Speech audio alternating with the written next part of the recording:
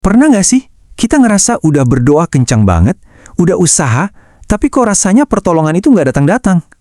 Nah, hari ini kita bakal bedah sebuah cerita perumpamaan yang mungkin banget bisa menjawab perasaan itu.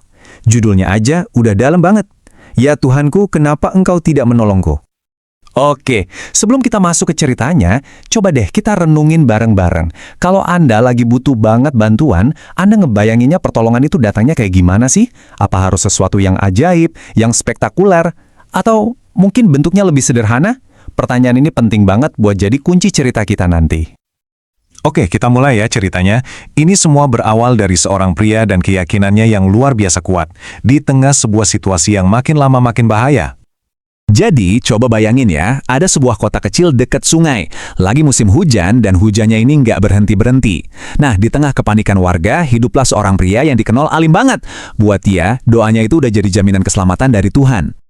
Nggak butuh waktu lama, bener aja, sungainya meluap. Air mulai naik, masuk ke jalan-jalan. Nah, yang menarik, pas tetangga-tetangganya udah pada sibuk ngungsi, pria ini santai aja di rumahnya. Dia percaya banget imannya itu lebih kuat dari banjir manapun. Nah, disinilah ceritanya jadi makin seru. Keyakinan pria ini akan diuji habis-habisan. Bukan cuma sekali ya, tapi 3 kali. Air terus naik, dan pertolongan pertama pun datang. Sebuah truk penyelamat besar berhenti persis di depan rumahnya. Petugasnya teriak-teriak, "Pak, ayo pak, naik, kita evakuasi." Sebuah tawaran bantuan yang jelas banget kan? Tapi apa jawabannya? Dengan penuh keyakinan, dia nolak. "Gak usah, terima kasih. Tuhan pasti akan menolong saya." Dia menolak bantuan yang nyata di depan mata, karena dia nunggu sebuah keajaiban yang ada di bayangannya dia. Ya udah, truknya pergi, dan situasinya jelas makin parah. Air sekarang udah setinggi 109 meter. Pria itu sampai harus manjat ke atas lemari di rumahnya, biar nggak kerendam.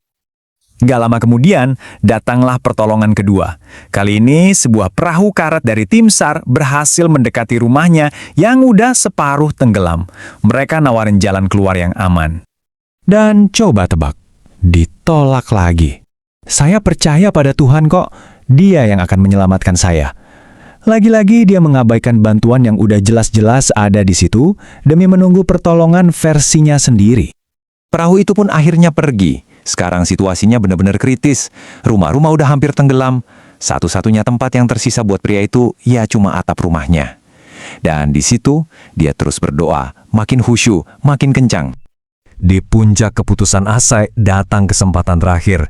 Suara deru baling-baling helikopter memecah suara hujan. Sebuah tangga tali diturunkan langsung ke arahnya. Ini udah upaya penyelamatan paling dramatis buat situasi yang paling genting kan? Sulit dipercaya, tapi di tengah deru angin dan ancaman maut, dia menolaknya untuk yang ketiga kali. Dia melambaikan tangan, bukan buat minta tolong, tapi buat menolak, masih dengan keyakinan buta bahwa keajaiban versinya akan segera datang. Helikopter itu akhirnya pergi. Dan sekarang, cerita kita bergeser dari dunia fisik ke sebuah konsekuensi yang tak terhindarkan. Jadi, gimana nasib pria soleh ini setelah menolak 3 tawaran keselamatan yang begitu nyata? Jawabannya singkat dan tragis. Dia tenggelam. Tapi ceritanya belum selesai. Di alam baka, pria itu akhirnya berhadapan langsung dengan Tuhan yang selama ini ia nantikan pertolongannya. Dengan rasa bingung campur kecewa, dia langsung bertanya, "Tuhan, aku ini kan selalu beriman padamu. Aku selalu berdoa. Kenapa? Kenapa engkau membiarkanku tenggelam?"